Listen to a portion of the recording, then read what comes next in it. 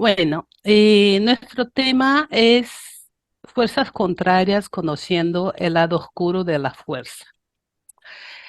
Es un tema amplio, complejo e intenté resumirlo para compartir con ustedes. Utilicé una metáfora con la película Star Wars para el título porque me parece que encaja bien con lo que vamos a ver hoy. En esta película vemos a los maestros Jedi que estudiaron la fuerza de lo que animaba el universo y también se cultivaban internamente de manera que al integrarse al máximo con ella, podrían utilizarla para el bien de todos los seres. Pero ahí también estaban aquellos que querían tener el poder absoluto y comandar todo y a todos, dejándose llevar por el orgullo y la vanidad, trabajando el lado oscuro de la fuerza. Consideremos que la fuerza sería el amor, la justicia, la armonía emanada de la esencia divina que rige y sustenta toda la creación, así como sus leyes que convergen para este mismo propósito. Para instruir a la humanidad de este planeta, nos fue enviado el Divino Maestro que trajo los mandamientos y a través de su evangelio las enseñanzas que contribuirían con nuestra evolución espiritual. Pero siempre hubo quien estuviera contra los principios, o sea, la política del Cordero, que siempre decía, mi reino no es de este mundo. Su reino es un gobierno donde la sociedad se rige por el amor, la misericordia, la justicia, la ética, la verdad, la rectitud. Y ya la política o ideología de las sombras, también conocida como fuerzas contrarias, es la política o principios del poder por el poder, Ana, conseguido incluso por la fuerza bruta. Me he inspirado en Star Wars y lo que era la fuerza, ¿no? Que era este lado luminoso de la esencia divina, que es el amor, la justicia, la armonía, ¿ok? Pero que también hay un lado oscuro de gente que es conocido como fuerzas contrarias y que parte del poder por el poder, conseguido incluso por la fuerza bruta. Vale todo, no hay ética, misericordia, justicia, prevalece la mentira, la desigualdad, la ventaja de quien tiene el poder. Bueno, ¿se parece con algo que hayan visto en el mundo? Seguramente sí. Bien. Las fuerzas contrarias son formadas por los espíritus desencarnados que están en el astral y que encuentran socios encarnados, cuya mentalidad se armoniza con ellos, siendo sus instrumentos en el mundo físico material.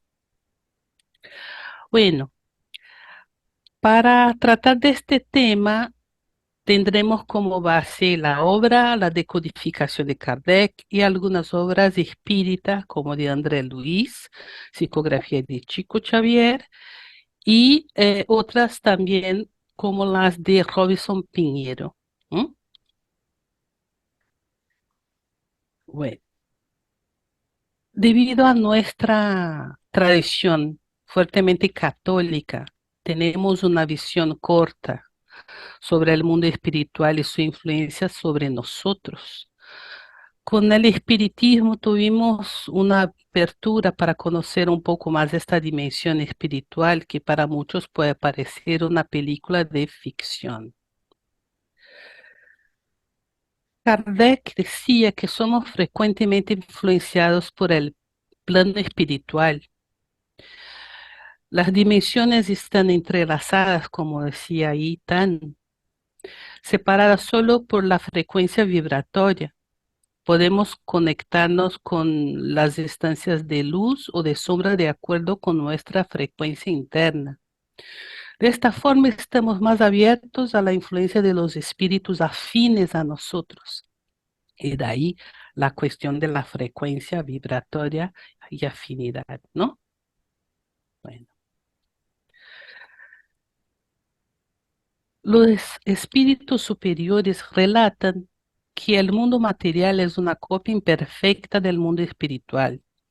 Entonces tendremos en el astral estructuras semejantes o hasta más complejas que las que tenemos aquí. Partiendo de este razonamiento, si tenemos aquí personas que cometen pequeños delitos que influyen o interfieren en la vida de otras personas a través de mentiras, calumnias, esquemas grandes o pequeños, tenemos bandidos, ladrones, milicias, crimen organizado, narcotráfico, organizaciones que dirigen facciones criminales, la economía del mundo o incluso la política. También veremos esto en el mundo espiritual.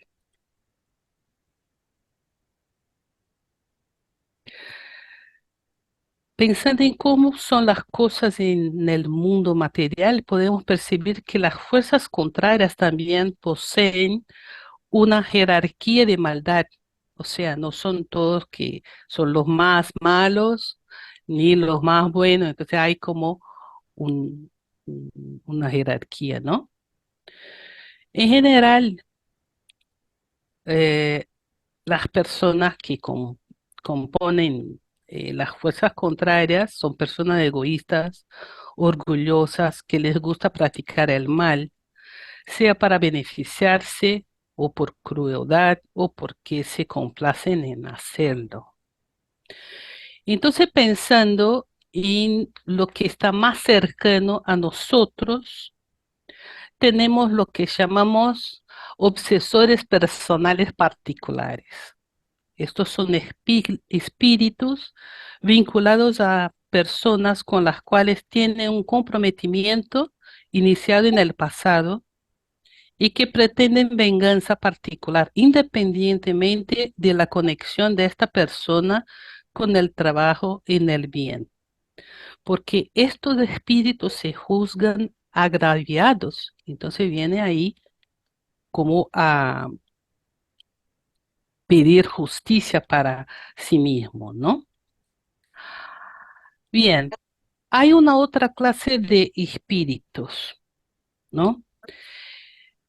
Muchas personas, sea por adicción, ideología o condición vibratoria, pueden ser manipulados por espíritus vampiros. El vampirismo es un tipo de obsesión caracterizada por la condición de parasitismo psíquico, cuando uno o más entre los implicados, sean espíritus desencarnados, almas encarnadas y la mezcla de estos, se nutren de las fuerzas vitales de sus víctimas, comúnmente en asociación a placeres viciosos como, por ejemplo, a bebidas, a juegos de azar, apuestas, sexo desenfrenado, adicción a redes sociales, etcétera. Pero la interacción vampírica debe ser mutua, con el consentimiento de ambas partes involucradas en ese proceso. Es como las películas de Drácula. No se daba una mordida en cualquier persona, había que la persona dar el permiso, ¿no? Es por lo tanto un proceso obsesivo más o menos grave, que consiste en el envolvimiento de un agente activo, que es el vampirizador, y otro pasivo, el vampirizado, habiendo aún casos de acción recíproca, cuando los mismos involucrados ora vampirizan y ora son vampirizados, cuya solución a menudo requiere una intervención caritativa de terceros para ayudar a los vampirizadores y vampirizados. Muchas veces pensamos que los vampiros son solo los desencarnados y no. Yo trabajo en un centro espírita y en la parte de desobsesión y una sesión que tuvimos vino un espíritu que dijo, por Dios, libérame de esta mujer porque por la noche cuando se duerme me persigue. Y entonces vemos que, bien, ahí hay alguna cosa de vinculación de los dos por una cuestión eh, de sintonía energética, ¿no? Pero ni siempre lo que creemos como víctima es realmente la víctima, ¿no? Bueno, además de estos espíritus vampiros, tenemos los más variados tipos de espíritus cuya personalidad aún en proceso evolutivo son egoístas, orgullosos, sedientos de poder y que fácilmente se armonizan con las vibraciones más oscuras. Tenemos una otra clase de espíritus que son los hipnotizadores y magnetizadores. Los hipnotizadores son especializados en psicología y son excelentes manipuladores de la mente. Les gusta trabajar en reuniones mediúnicas induciendo a los medios a un sueño hipnótico. Pueden inducir hipnóticamente a multitudes, generando polarización de opiniones o ideas. Ya los magnetizadores pueden abrir campo en el doble etérico y por consecuencia al cuerpo físico para absorción de virus, generando estas enfermedades que nadie encuentra la cura o epidemias o que sea enfermedades colectivas, ¿no? No nos olvidemos que estas personas no trabajan para el bien de la humanidad, creen que puede ahí hacer lo que quieran. Bueno, hay los especialistas de la maldad. Son entidades que son conscientes de su papel en el mal, que se han especializado en prácticas junto a delincuentes, traficantes, pedófilos y seres que disfrutan haciendo el mal. Hay también los científicos que de las sombras en todas las líneas que conocemos. Gente que ama la ciencia pero la utiliza para el mal. Sus bases y laboratorios suelen estar vinculados a magos negros. Su actuación más visible fue en la Segunda Guerra Mundial con el uso de la propaganda y tecnologías para destrucción masiva, además del uso de medios viles para tortura de seres humanos.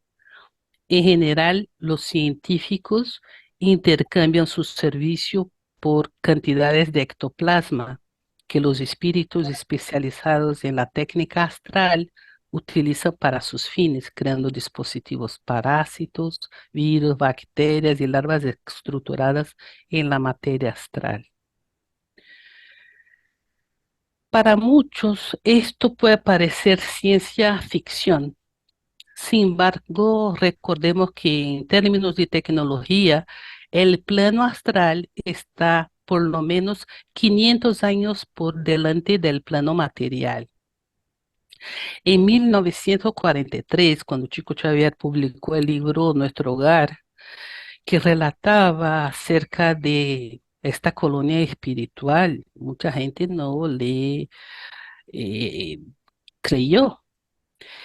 Y hoy, 80 años después, muchos de los relatos tienen lógica y sentido para nosotros frente a los descubrimientos y la evolución tecnológica que tenemos actualmente. Pero bien, cabe un paréntesis para entender qué es ectoplasma. Bueno, eh, el espíritu tiene una envoltura fluídica semimaterial que sirve como vehículo para su manifestación en el plano espiritual. Este envoltorio es el perispíritu, ¿no? Y que es compuesto por fluidos específicos del mundo donde reside. Entonces son quien está en la tierra, fluidos de la tierra, ¿no? El perispíritu también sirve como un vínculo entre el espíritu y el cuerpo físico cuando reencarna.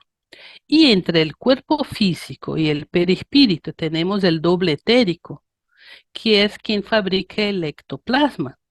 Y en el doble etérico es donde también los magnetizadores pueden abrir campo para las enfermedades. Cuando el cuerpo muere, el doble etérico se deshace completamente después de algunos días. Bueno, ¿y qué es ectoplasma?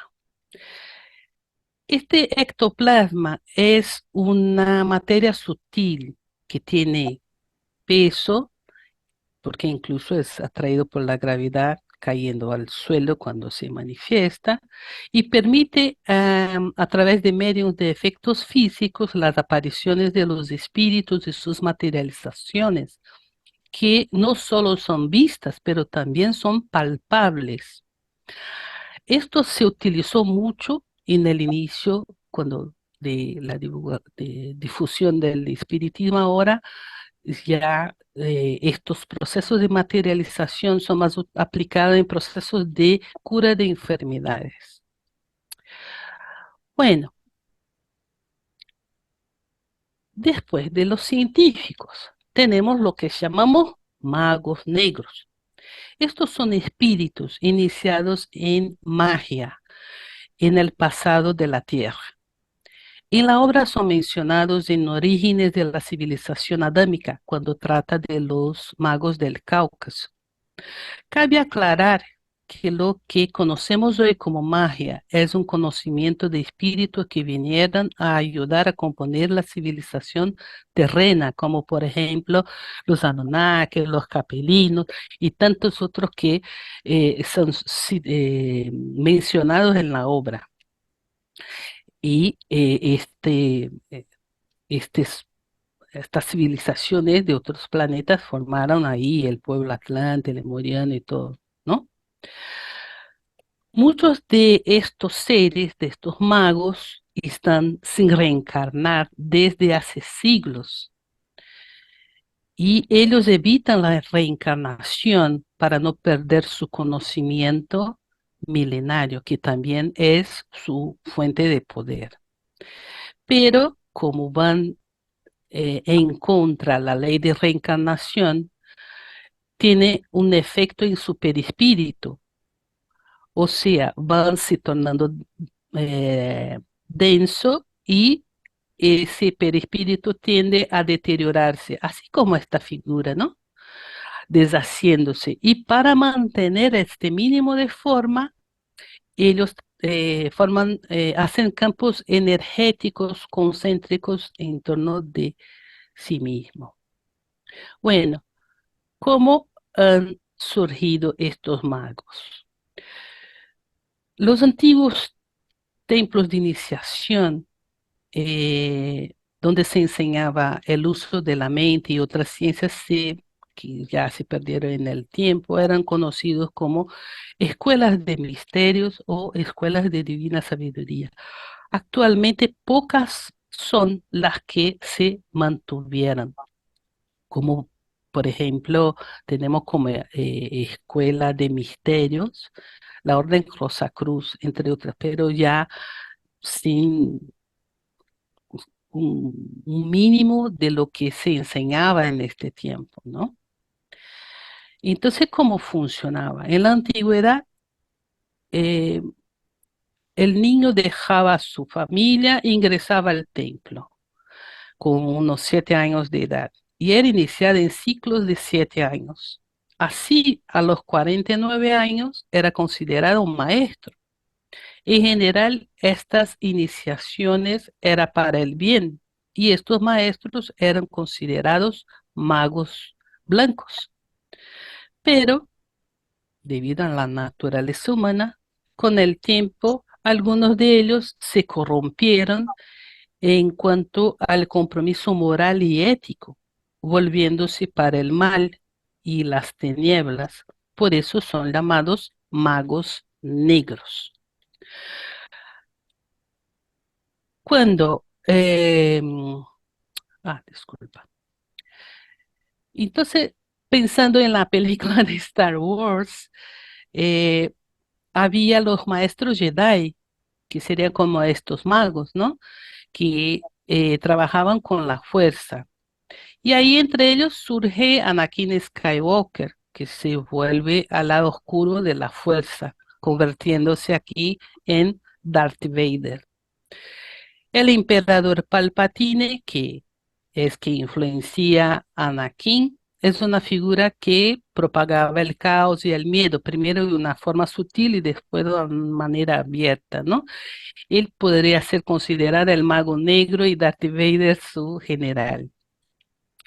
Los magos negros son una de las fuerzas más temidas de las sombras, porque están dotados de un conocimiento que estamos lejos de comprender y lo ponen al servicio de las causas más traicioneras desde hace milenios. Ellos saben manipular los fluidos de la naturaleza y son profundos conocedores de las leyes que los regulan. Trabajan con elementales, contaminaciones energéticas y creaciones mentales, y son causantes de las obsesiones más sofisticadas. Cuando los magos negros actúan juntamente con los científicos, surge lo que llamamos tecnomagia. ¿Y cómo eso ocurre? Entonces, por ejemplo, los magos consiguen difundir su habilidad de hipnosis, dominio mental y otras técnicas por medio de aparatos tecnológicos, alcanzando una cantidad mayor de personas a una sola vez. Ellos trabajan prioritariamente con el poder de la mente y campos de fuerza y pueden utilizar también a los hipnotizadores, magnetizadores como sus vehículos o herramientas. En general buscan afectar encarnados que son políticos, jefes de Estado, personas que pueden de alguna manera traer cambios a la mentalidad humana.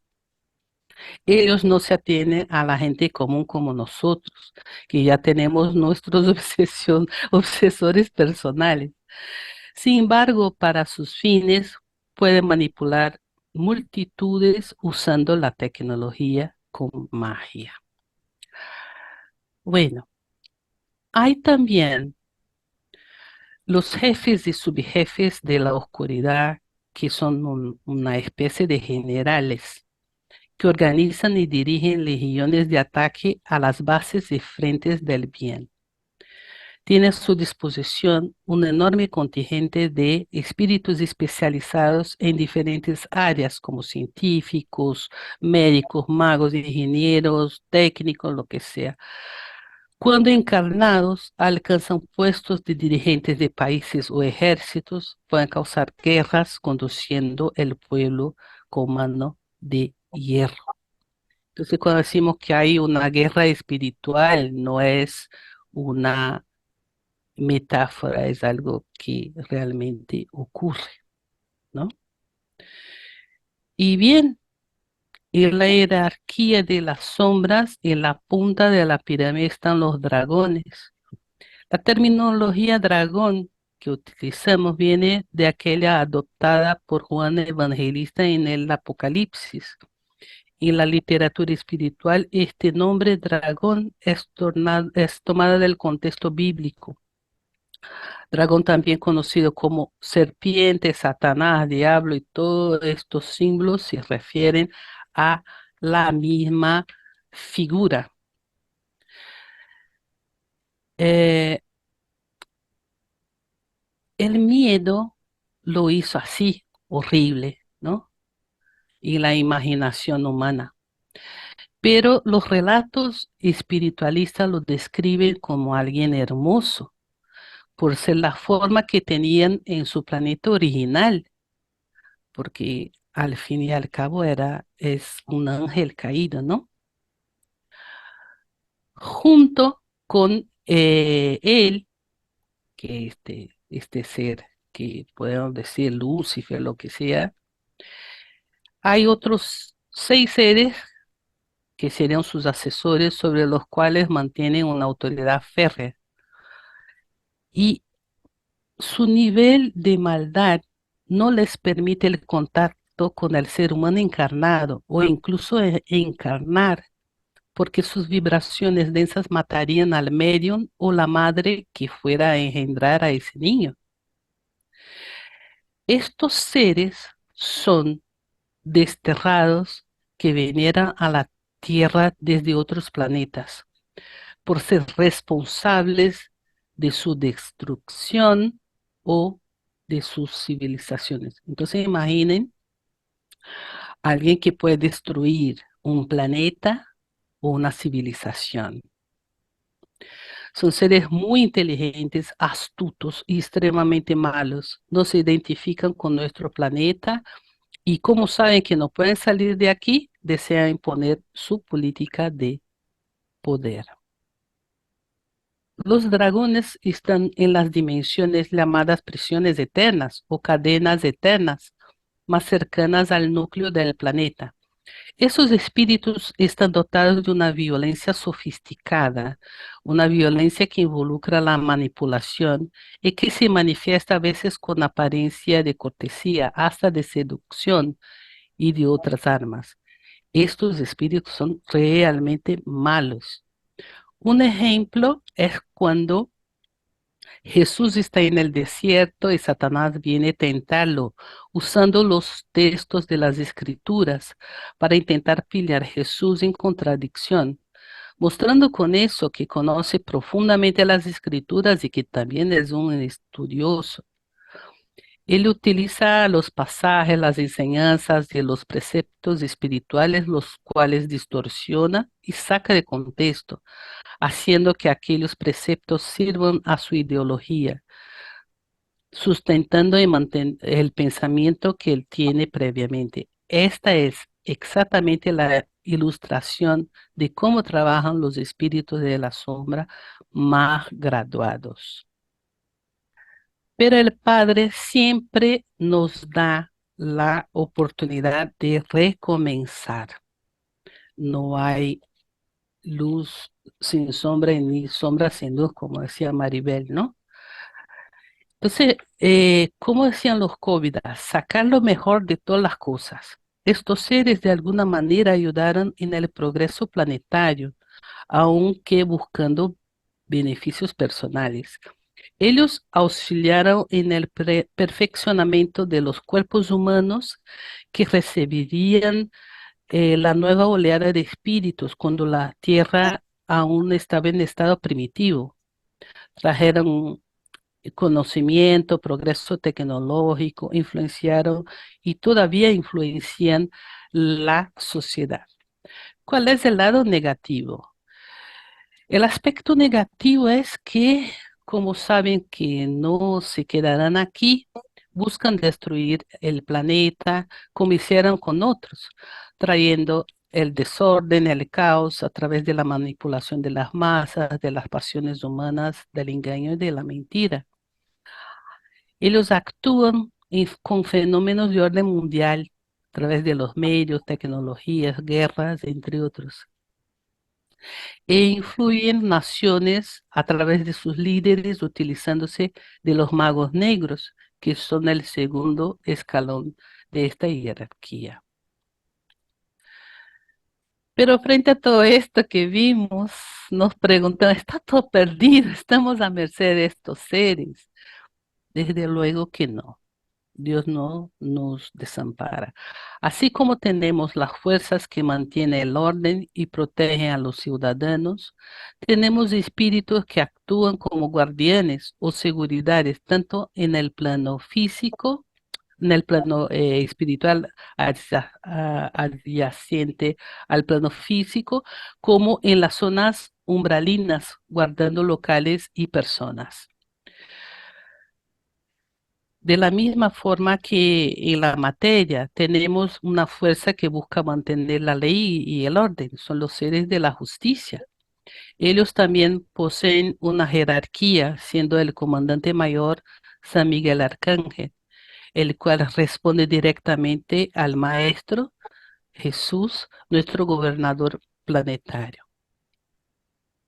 La estructura de esta jerarquía de seres de la justicia es semejante a un ejército.